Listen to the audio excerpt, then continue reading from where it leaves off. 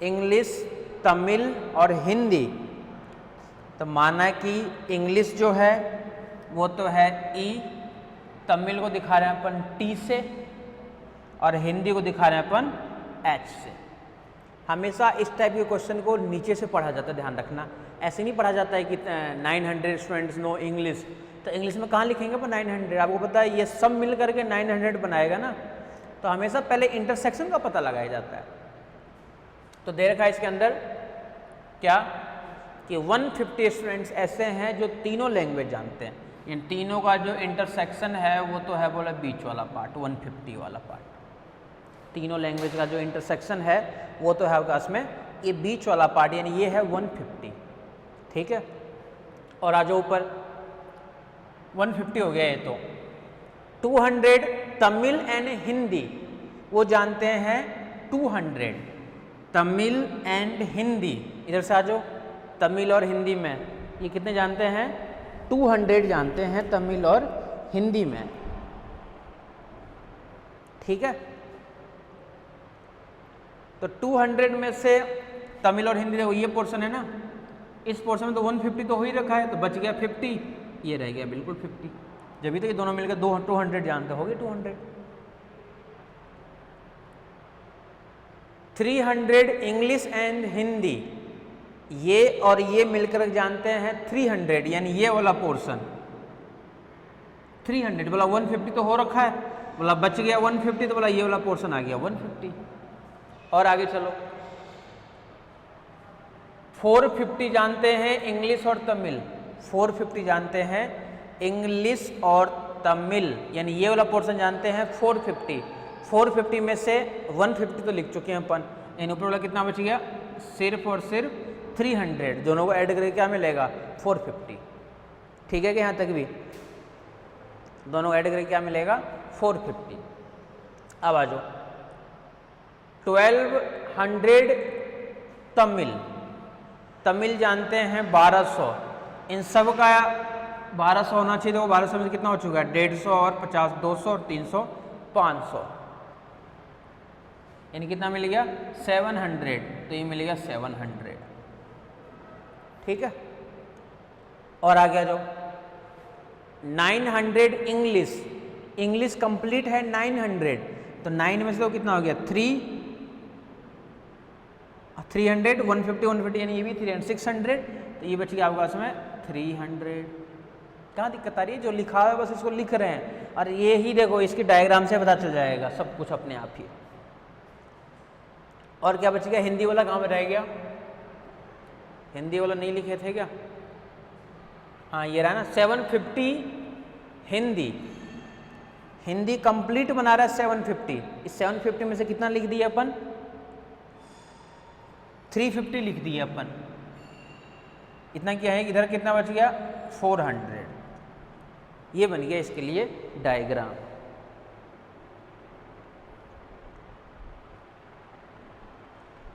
ठीक है, ये क्लियर के पहले बताओ, जो दिया हुआ था इसके अंदर उन सभी को अपन एज इट इज यहाँ पे लिख दिए। जो दिया हुआ था उन सभी को अपन एज इट इज लिख दिए, बस कुछ भी चेंज नहीं किए हैं अपन। ठीक है, देख लो यहाँ तक ठीक है कि ये?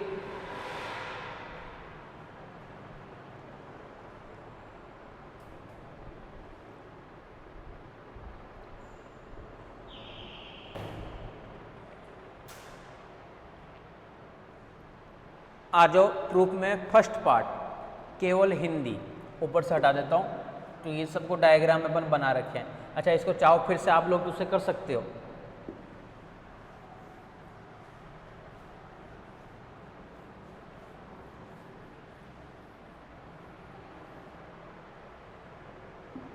केवल डायग्राम वाले पार्ट में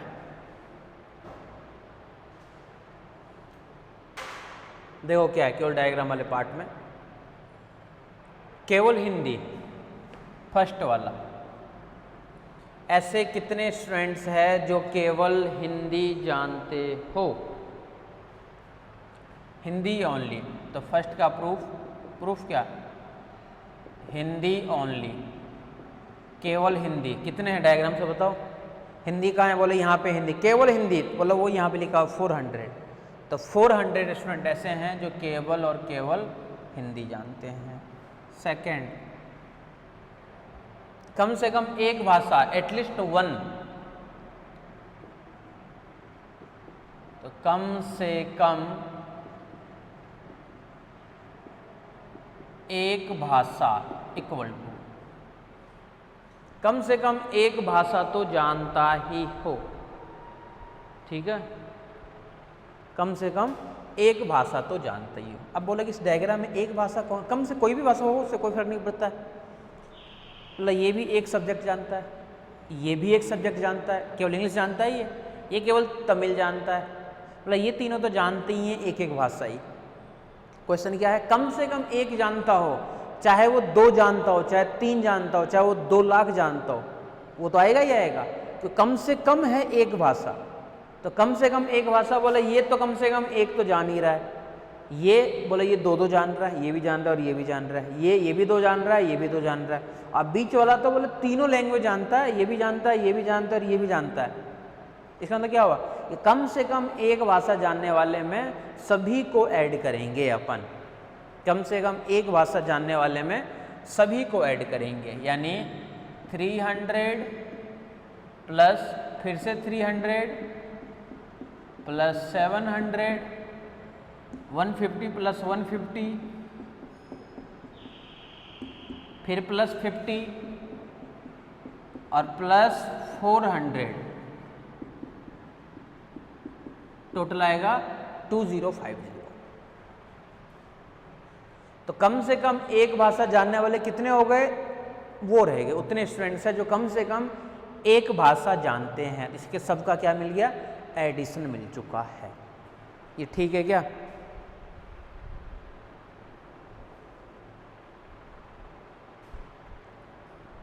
इसी में मैं एक चीज और लिखूंगा साथ में, इसे डायग्राम को नहीं हटा रहा हूं।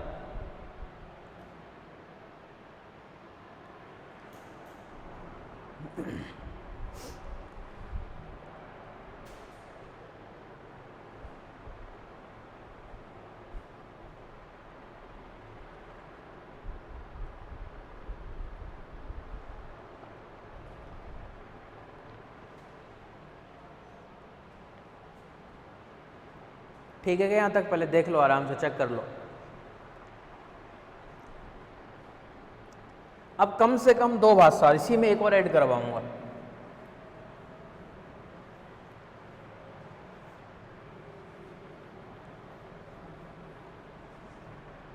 अब क्या है?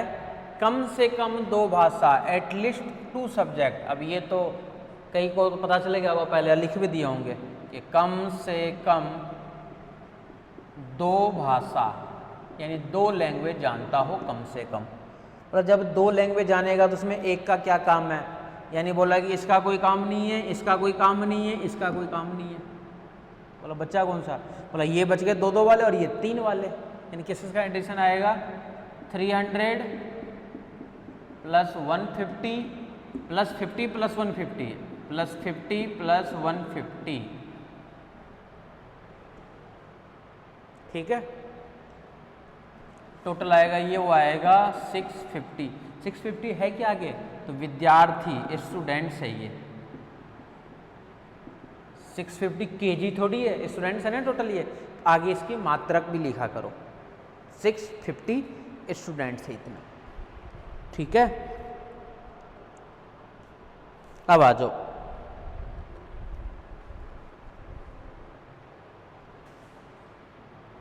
एक और मैं ऐड कर रहा हूं साथ में, वो यहीं पे लिख देता हूं। अंग्रेजी तथा एक अन्य भाषा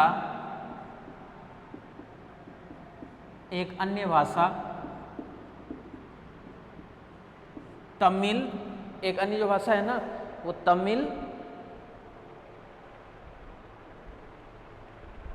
तमिल और हिंदी में से केवल एक, तमिल और हिंदी में से केवल एक, दोनों नहीं, दोनों नहीं, परंतु दोनों नहीं। English and one but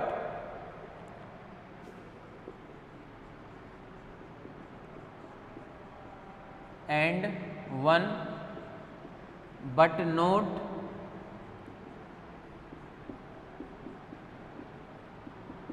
Tamil, but note Tamil, both of Tamil and Hindi, both of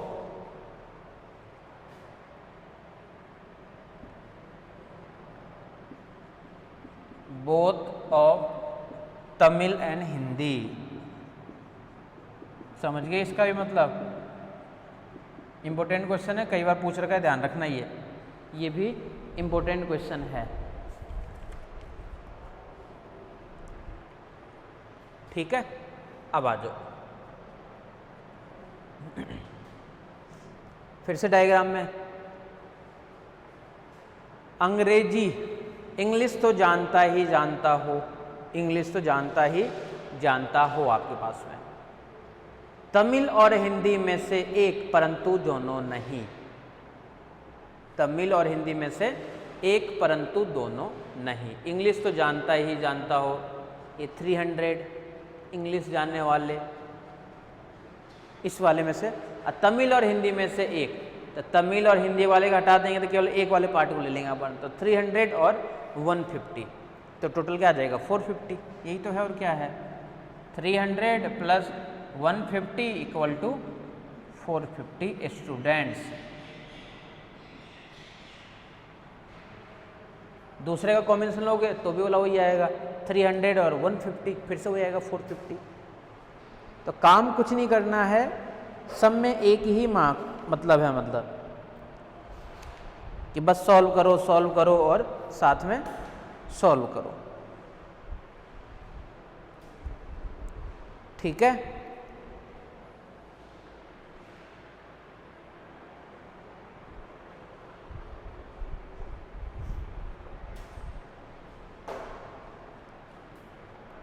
आ जाओ नेक्स्ट क्वेश्चन पे।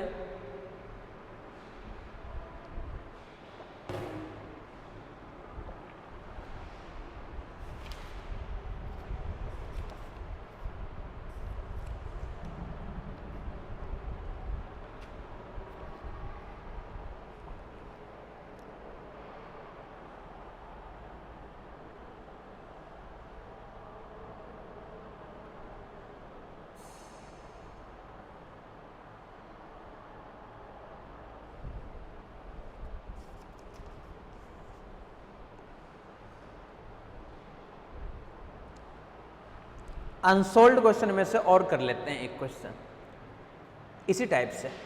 ठीक है भाई, कॉन्फिडेंस लेवल बढ़ना चाहिए, मतलब ये हो जाना चाहिए कि हाँ आप कैसा भी क्वेश्चन पूछे हम कर सकते हैं सारे क्वेश्चन। एक और कर लेते हैं, फिर इस दूसरे टाइप के क्वेश्चन में चलेंगे। दो टाइप के क्वेश्चन है एक्चुअली में इसके अंदर, एक तो केवल इस टाइप के अंदर और एक है दूसरे टाइप के अंदर।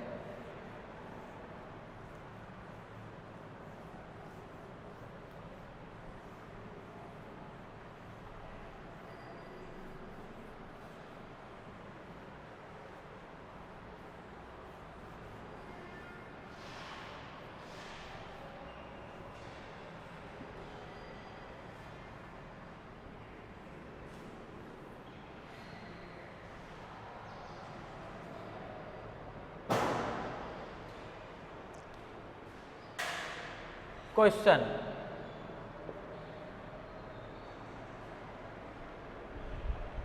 In a class of 175 students,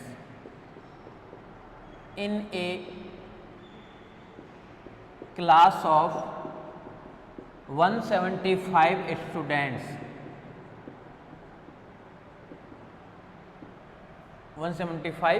students, 100 students study mathematics,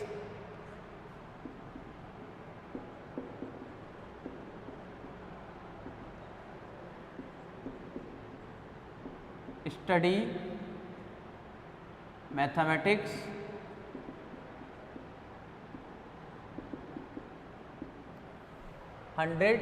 students study mathematics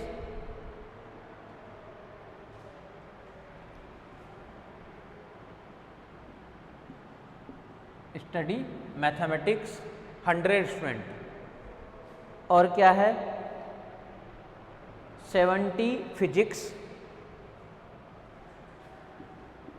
ये भी पूछ रखा है क्वेश्चन, इसलिए भी करा रहा हूँ। 70 स्टूडेंट्स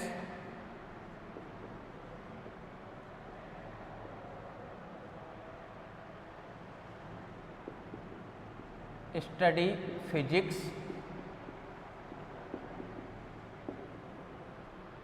70 फिजिक्स,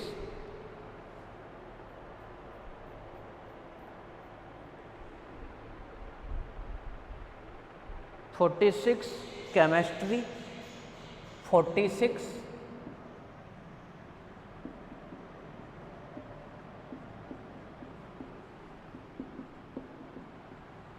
केमिस्ट्री।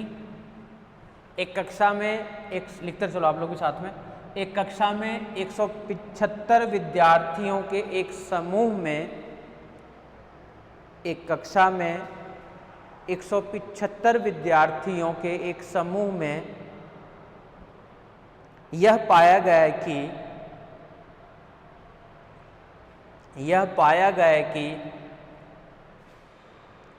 100 विद्यार्थी गणित विषय को जानते हैं, 100 विद्यार्थी लिखा हुआ है गणित विषय को जानते हैं, 70 विद्यार्थी फिजिक्स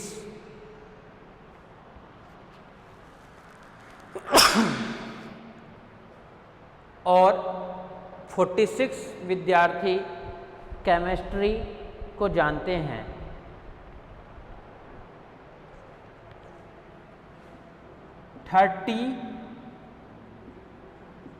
अब शॉर्टकट में लिख देता हूँ,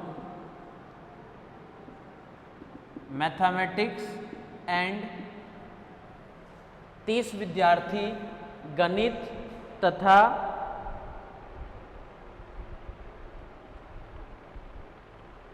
physics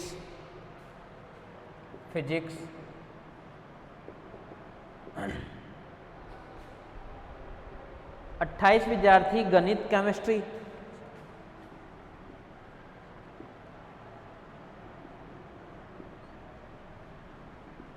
chemistry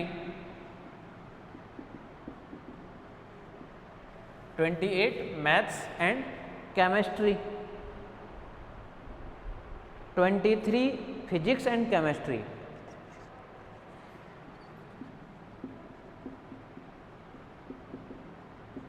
and chemistry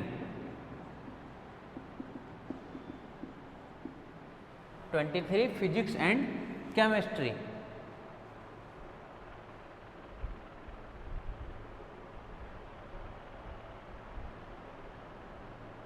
eighteen students all the 3 subjects. कितने students?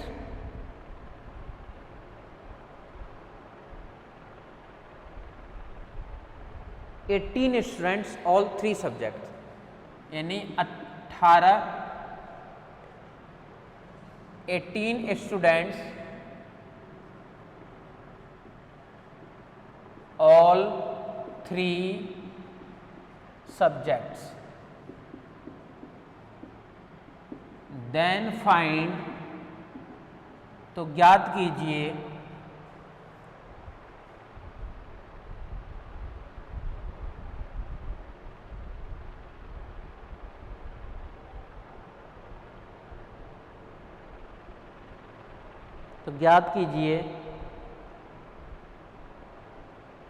Number of students only 1 subject physics chemistry math, number of students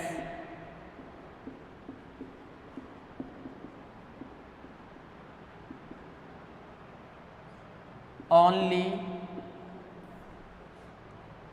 number of students only क्या क्या 1 subject mathematics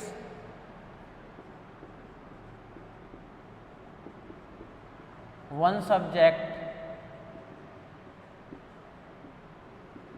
mathematics,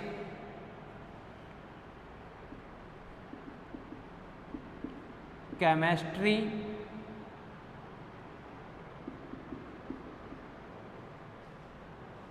physics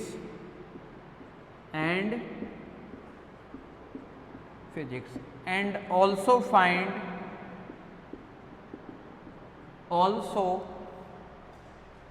find how many students do not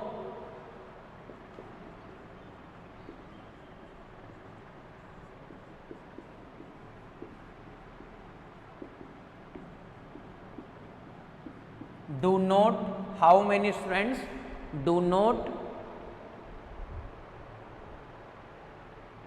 any of three subjects, any of three subjects. ये आएगा भी जो question है exam में, उन्हीं क्वेश्चनों को मैं ले रहा हूँ, कैसा भी ले लो सब में सब सेम फॉर्मेट रहता है। अब क्वेश्चन का मतलब समझो कि क्वेश्चन क्या कहना चाह रहा है। सबसे पहले बोला 175 स्टूडेंट दे रखा था, 100 स्टूडेंट, फिर कुछ स्टूडेंट्स दे रखा है अलग अलग सब्जेक्टों में है, कुछ स्टूडेंट्स दो के कॉम्बिनेशन में है, कुछ स्टूडेंट्स तीनों की कॉम्बिनेशन में है। हमें पूछ रहा है कि अलग अलग बोला बताओ। तो सबसे पहले तो बोला जब तक डायग्राम नहीं बनेगा तब तक अलग अलग कैसे बना सकते हैं। बोला इसके अंदर एक नई चीज़ ये पूछ रखा है, ऐसे कितने विद्यार्थी हैं जो तीनों ही सब्जेक्ट नहीं पढ़ते हैं, ऐसे कितने विद्यार्थी हैं जो तीनों में से कोई भी सब्जेक्ट नहीं पढ़ते हैं, ये भी हमें फाइंड करना है। बोले ये कैसे फाइंड करेंगे कि तीनों सब्जेक्ट में से कोई भी विषय नहीं पढ़ते हैं। बोला पहले डायग्राम तो बनाओ, डायग्राम से आपको सब कुछ आइडिया हो जाएगा कि हमें क्या पूछ रहा है, क्या कहना चाह रहा है ये। तो सबसे पहले अपन बना रहे हैं डायग्राम। डायग्राम समझ गए तो आगे तो बस डायग्राम में ही रिलेटेड है। तीनों बना दो अलग अलग। तीन सब्जेक्ट है, एक सब्जेक्ट है ये,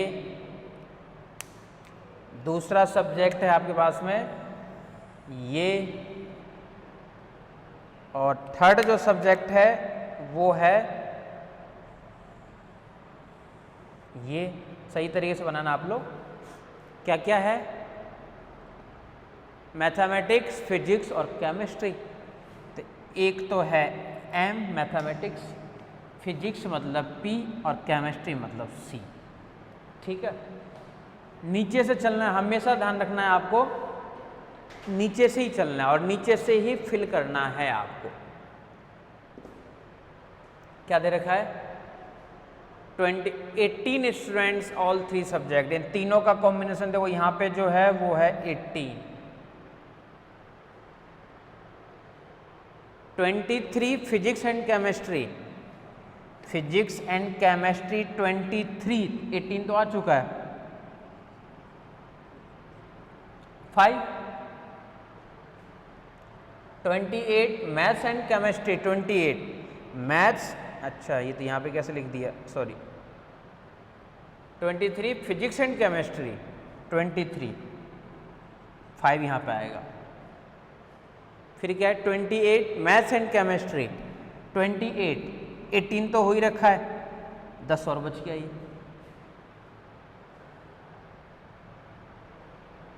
twenty eighth maths and chemistry हो गया। ठीक है, फिजिक्स और मैथ भी दे रखा है क्या? फिजिक्स और मैथ नहीं दे रखा है क्या कॉम्बिनेशन? फिजिक्स और मैथ का नहीं दे रखा है शायद कॉम्बिनेशन। देख लो मेरा क्वेश्चन फिर से, फिजिक्स मैथ का कॉम्बिनेशन दे रखा है या नहीं दे रखा है।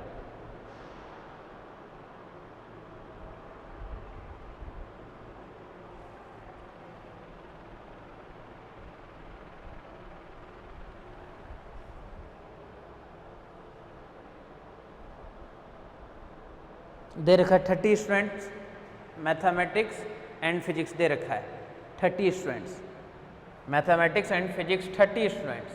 18 तो हो चुका है, यानी ये बचेगा 12। ये तो रहेगा जब भी तो 30 होगा। ठीक है, ये मिल गया इसके लिए। और क्या दे रखा है? अब अलग अलग भी दे रखा है इनका सबका। वो क्या दे रखा है?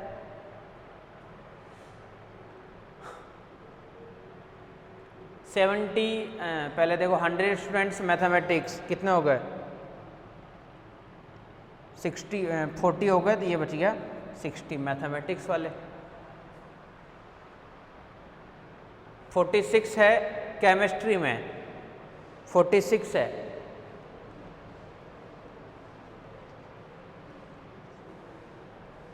ये मिल गया आपके पास में 30। देख लो, चेक कर लो एक बार, कैलकुलेशन ये तो चेक कर लो आप लोग, कैलकुलेशन करना है सिंपल।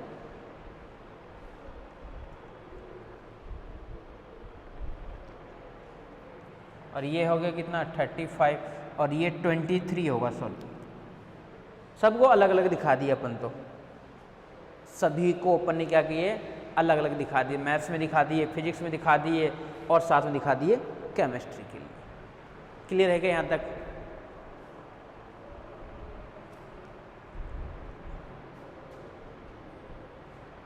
अब क्या पूछ रहा है, सब कुछ डायग्राम में आ गया। सबसे पहले तो ये पूछ रहा है कि one subject, only one subject mathematics, तो सॉल्यूशन में ही चल रहा था। मैथमेटिक्स वाले कितने हो गए, केवल mathematics 60, only one subject mathematics equal to तो रह गया 60, फिजिक्स ये तो रह गया 35 और केमिस्ट्री, बोला चलो ये तो हम भी बना लेते हैं। सेकंड पार्ट है मैन तो, कि सेकंड पार्ट क्या कहना चाह रहा है कि ऐसे कितने स्टूडेंट्स हैं जो तीनों सब्जेक्ट नहीं जानते हैं। ऐसे कितने स्टूडेंट्स हैं जो तीनों सब्जेक्ट को नहीं जानते हैं। ठीक है,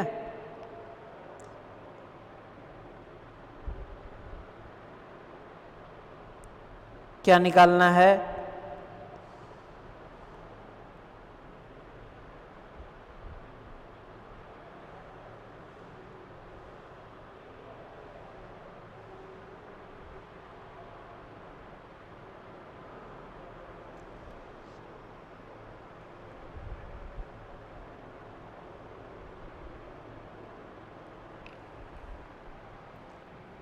नाउ वी फाइंड, ये है मेन चीज ध्यान रखना, नाउ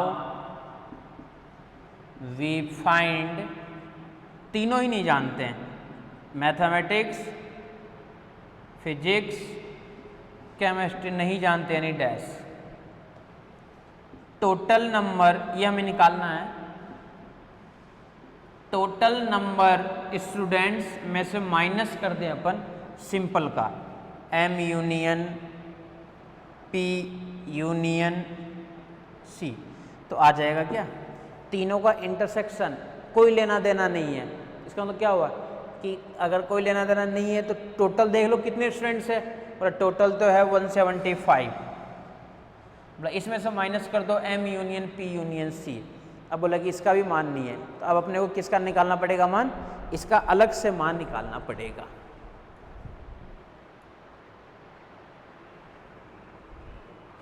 इसके लिए अलग से वैल्यू निकालनी पड़ेगी और वो मान उठा करके इसके अंदर पुट करना पड़ेगा। यहाँ तक ठीक है कि ये बताओ पहले तो, ठीक है यहाँ तक तो चलें आगे। अब तीनों का अलग से मान निकाल रहे हैं और इसके अंदर अपन पुट करेंगे, ये ध्यान रखना।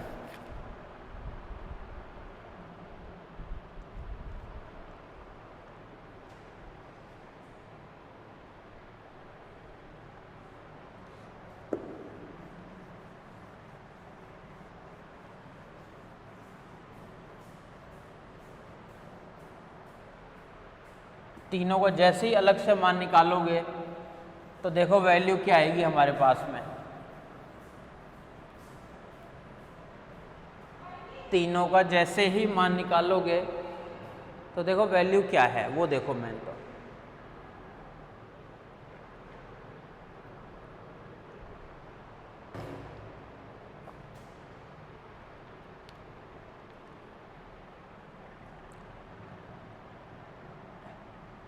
we know that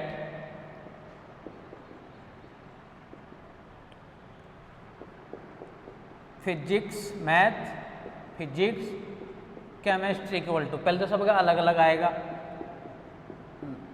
M P minus C, sorry M plus P plus C, फिर माइनस में दो का इंटरसेक्शन, यानी माइनस का एम इंटरसेक्शन पी माइनस का एम इंटरसेक्शन सी, फिर माइनस का पी इंटरसेक्शन सी, माइनस का पी इंटरसेक्शन सी, और फिर प्लस का तीनों का इंटरसेक्शन, यानी प्लस का M intersection P intersection C. ये फॉर्मूला होता है तीनों के यूनियन के लिए, ये भी अपन जानते हैं अच्छे से, इसी के अंदर मान रखना बस हमें तो। ठीक है, यहाँ तक रख दो, सारी वैल्यू तो है ही आपके पास में।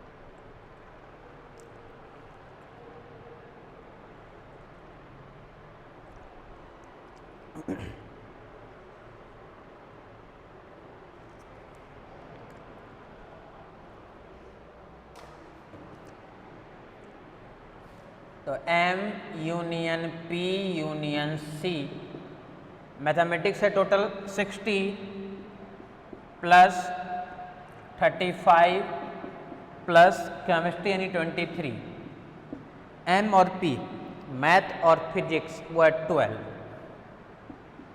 माइनस M और C ये है 10 माइनस P और C ये भी 10 है, दोनों 10 कैसे हो सकता है? M और P 12 था, एक तो 12 भी लिख चुके हैं, एक 12 है, एक 10 है और एक 5 है, 12 है 10 है और 5, फिर प्लस तीनों का इंटरसेक्शन वो 18 है, 18 यानी क्या आएगा आपके पास में M union P union C, total add वगैरह करो इसको, तो यहाँ से हमारे पास में वैल्यू जो आएगी वो आएगी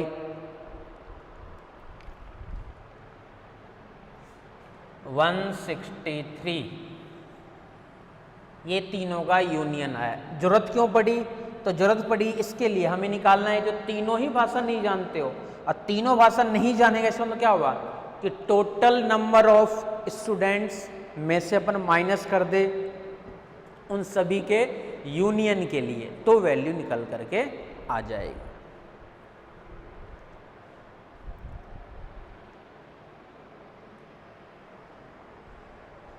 इसलिए अपन क्या किए, M union P union C निकाल लिए और इसके अंदर उठा करके ये मान वगैरह उठा के उसके अंदर पुट करेंगे अपन। ठीक है, चलें आगे, देख लो इसको यहाँ तक।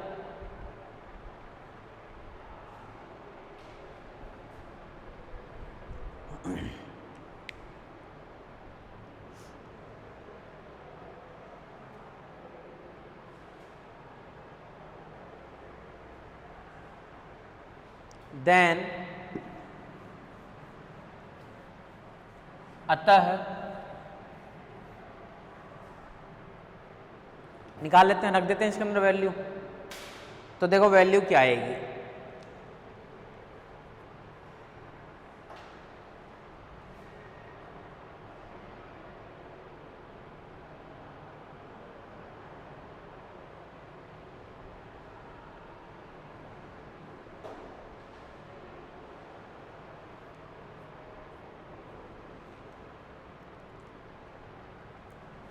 हमें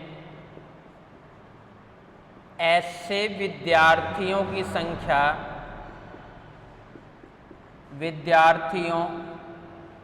संख्या ज्ञात करनी है संख्या ज्ञात करनी है जो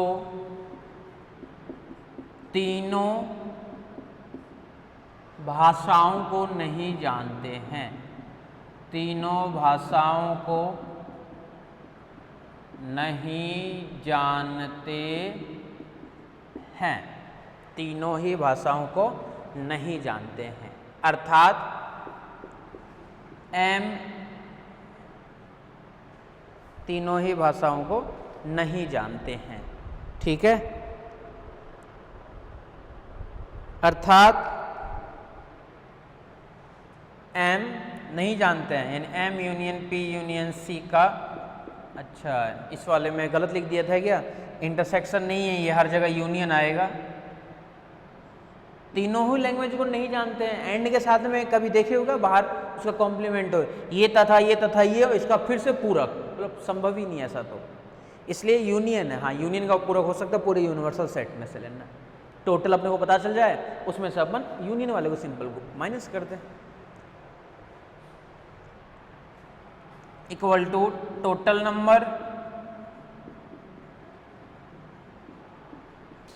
माइनस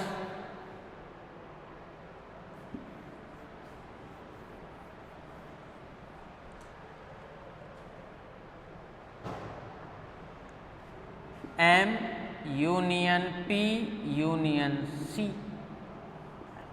इसका मतलब क्या हुआ कि M union P union C का कॉम्प्लीमेंट यानी पूरक मान लो जस्ट ही, टोटल नंबर था 175 माइनस का 163, यानी 12 स्टूडेंट्स, 12 स्टूडेंट्स, यानी 12 स्टूडेंट्स ऐसे हैं जो तीनों ही भाषाओं में से किसी भी भाषा को नहीं जानते हैं, तीनों ही भाषाओं में से किसी भी भाषा को नहीं जानते हैं। ऐसे कितने स्टूडेंट्स हैं? 12 स्टूडेंट्स। अतः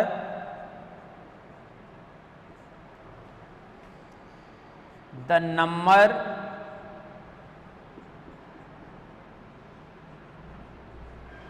of 12 students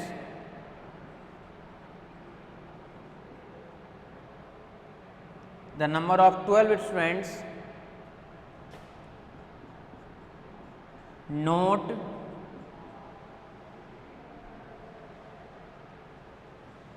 study is all 3 subjects,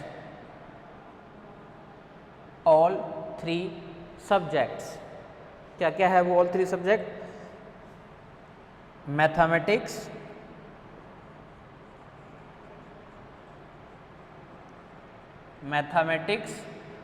physics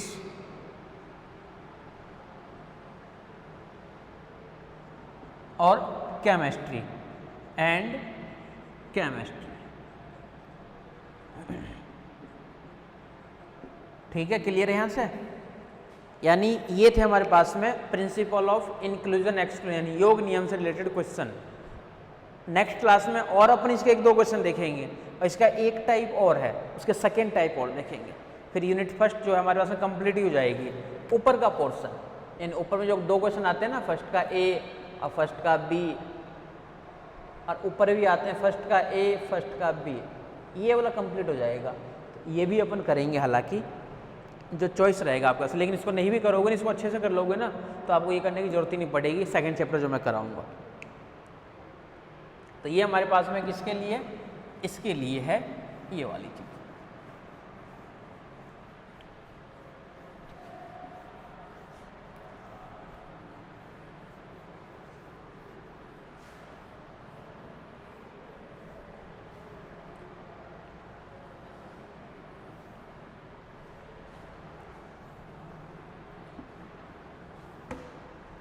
चलो बाकी करते हैं नेक्स्ट क्लास में।